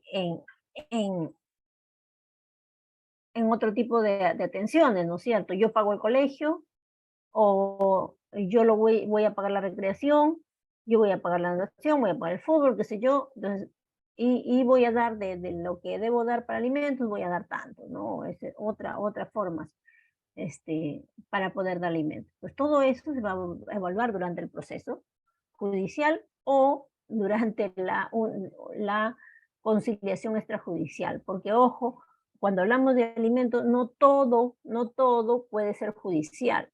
La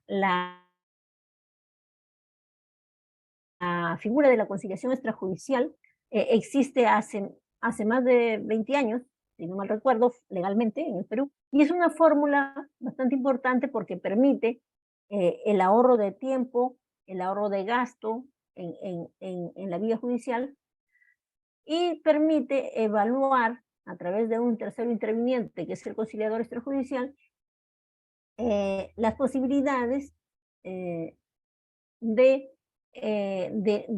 lo solicitado, ¿no? Que puede ser, digamos, solicito 1.500 mensual, y las posibilidades del alimentante o del invitado, en el caso de la conciliación, para poder llegar a un acuerdo. Entonces se sientan ante una mesa y discuten la solicitud y las necesidades y llegan a un acuerdo. Esa sería una fórmula bastante importante que yo la sugiero mucho en la mayoría de casos de alimentos. Entonces, ¿por qué? Porque a veces se acude a la vía judicial y en la vía judicial pues sacan 200, 300, 400 soles, ¿no? Y en el mejor de los casos, dependiendo del juzgador, puede obtener una cifra importante, ¿no? Pero en muchos casos no obtienen un resultado adecuado, ¿no? 200 soles y gana muchísimo más. Entonces, yo conozco incluso a abogados, incluso, ¿no? Que le pasan 200 soles a sus hijos, ¿no? Entonces, aprovechando de las habilidades, ¿no? Profesionales, pasarle 200 soles. Entonces, la conciliación extrajudicial es una fórmula, creo yo, importante para poder llegar a un acuerdo y evitar acentuar los conflictos, ¿no? Y el acta de conciliación que se emite en un centro autorizado, ¿no? Tiene el valor de una sentencia, ¿no? O sea, es un título de ejecución. O sea, una vez firmado la conciliación, en caso de incumplimiento, puede irse a la vía judicial para solicitar su ejecución. Entonces, muchas veces por la vía extrajudicial se puede lograr mejores resultados, más rápidos y menos costosos, ¿no? Una conciliación judicial te costará pues de 300 y 600 soles, vamos a poner así, ¿no? Mientras que un proceso judicial te va a costar muchísimo más, ¿no?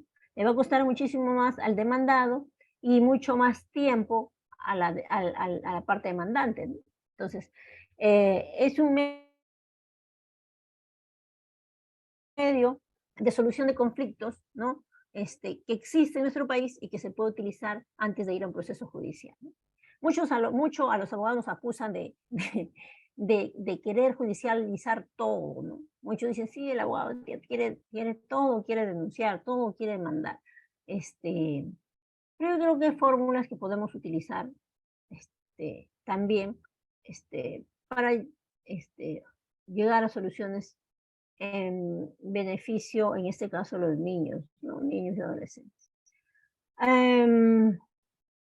Vamos a encontrar estadísticas, si vemos acá, ¿no? Apoyo, dice, por encargo del Instituto de Defensa Legal, realizó una encuesta relacionada con la carga procesal en las ciudades en 4 ciudades del Perú, dice, la carga procesal, ¿no? Y dice, de la cual se desprende que las materias de derecho y familia encabezadas las estadísticas, 42%, y los procesos de alimentos ostentaban el primer lugar. El 23%, miren, de todos los procesos judiciales eran procesos de alimentos, de los problemas judicializados. La encuesta aludida señala que cuál radiografía epidemiológica de la problemática social, existe 4 materias predominantes en los juzgados de familia, las cuales son alimentos, violencia familiar, divorcio y reconocimiento de paternidad, ¿no? Conflictos familiares bastante importantes y que muchos de ellos pueden ser solucionados extrajudicialmente, ¿no? Bueno, en el caso de los alimentos, en el caso del divorcio, en el caso del reconocimiento de paternidad, ¿no? En el caso de la violencia familiar, sí es un tema que definitivamente requiere de la vía judicial, ¿no? En primer lugar, porque ahí no hay conciliación después de la violencia, no es posible negociar el olvido, ¿no? Y requiere que se tomen medidas, ya sea preventivas, sean curativas, ¿no? En el caso de las terapias, o medidas sancionadoras en lo caso,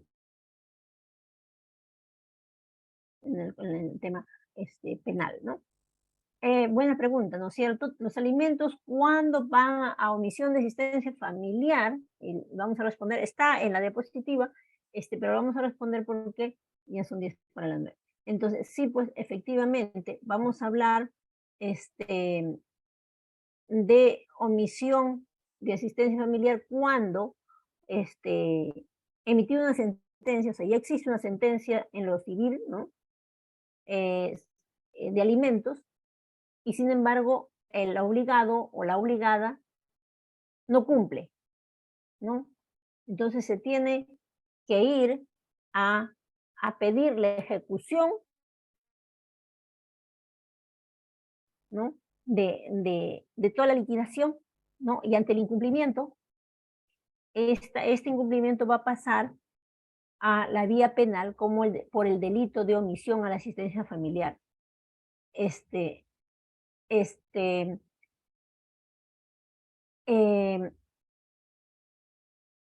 Lo van a encontrar en la diapositiva, lo van a ver, está en la parte final casi, y lo digo porque ya son 10 para las 9, ¿no es cierto? Vamos a encontrar allí, bueno, hay instrumentos internacionales, algún tema estadístico, ¿no? Y acá está lo que estaban preguntando, el incumplimiento de la obligación alimentaria por principio de oportunidad y vulneración del derecho del niño, ¿no? Dice, una investigación utilizó la técnica de análisis documental y el instrumento utilizado fue una ficha de recojo de datos. Se halló que el 50% de las carpetas mostraban deudas, ¿no? De entre 16 y 20 meses de pensión alimenticia impaga. El 30% de imputados tenía una deuda de 2.000 a 4.000 soles y el 75% del pago íntegro no se realizó en un plazo razonable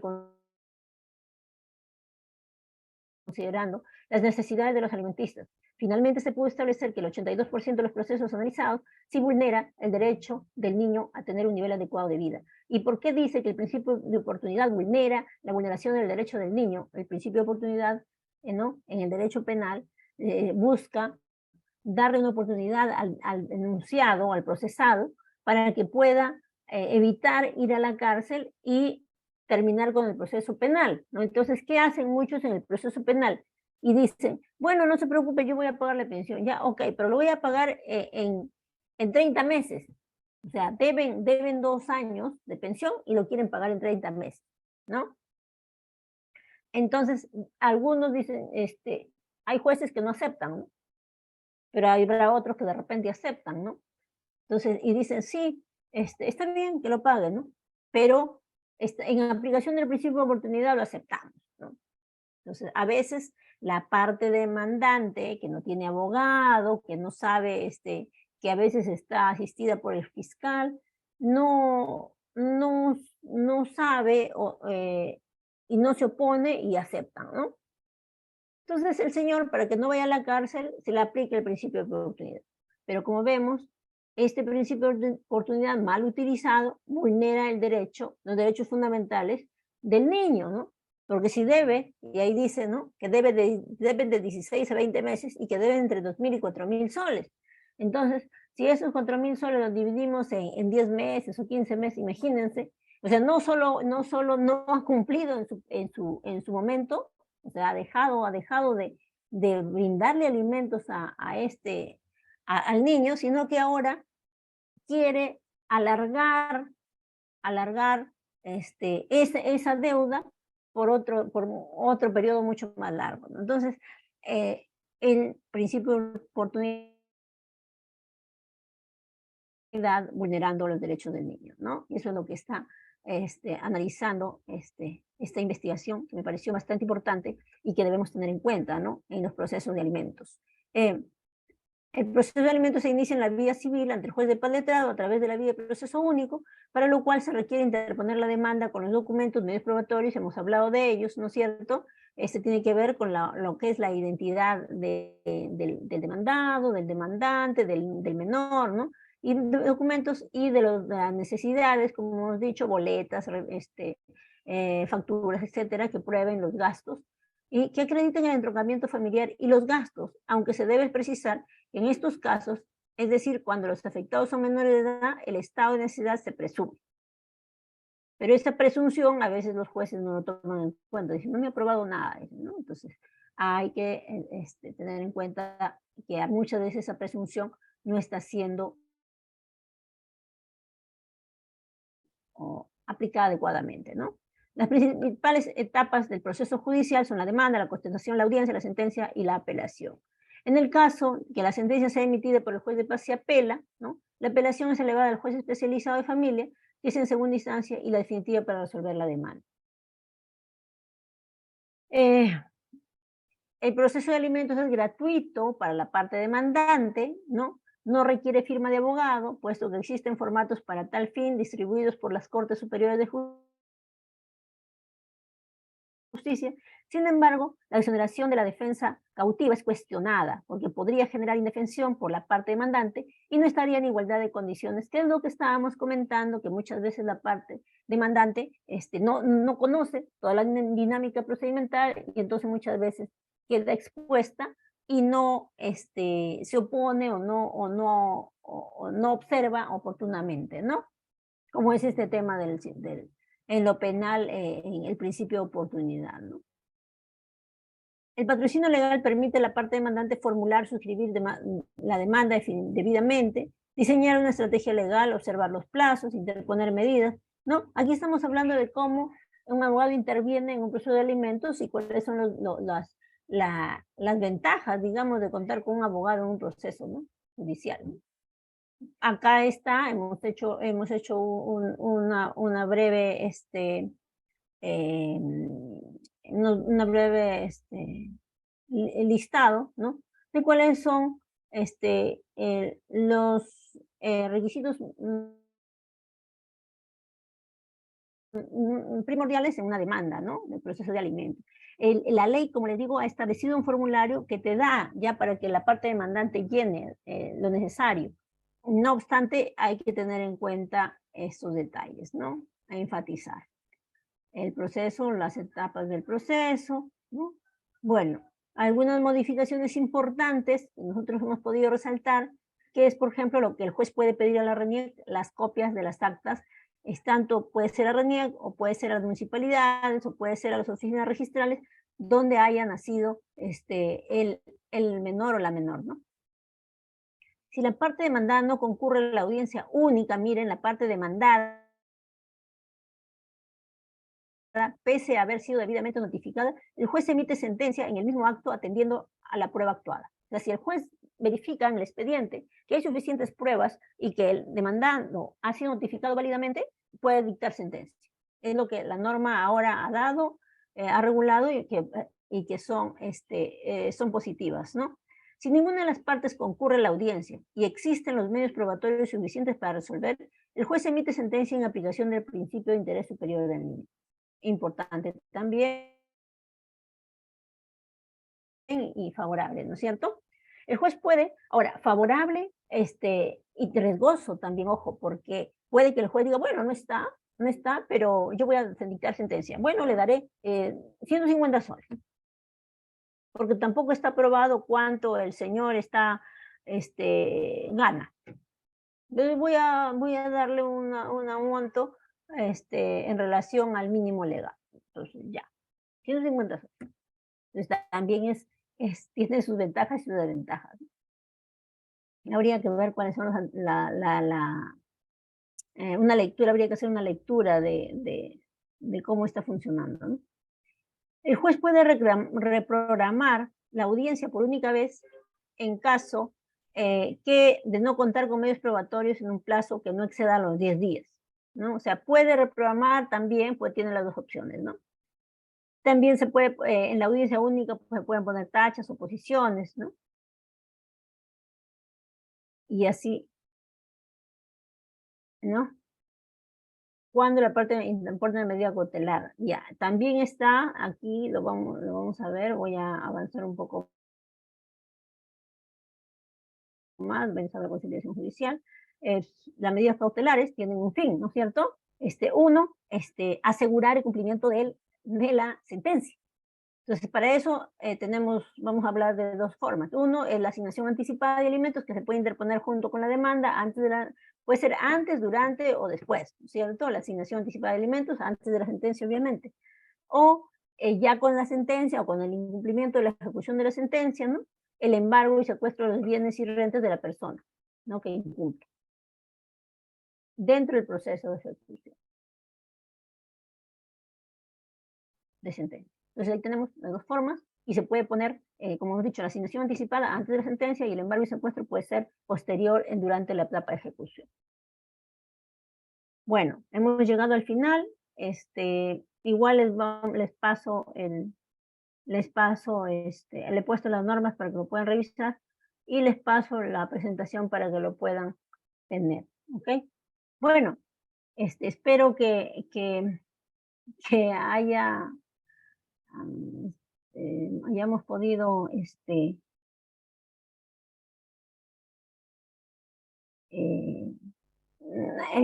revisar lo más importante dentro del tema y que nos sea útil, ¿no? Muchas gracias por la atención. Nos vemos en una próxima clase. Muchas gracias por sus consultas también a quienes participaron. Buenas noches a todos y a todas.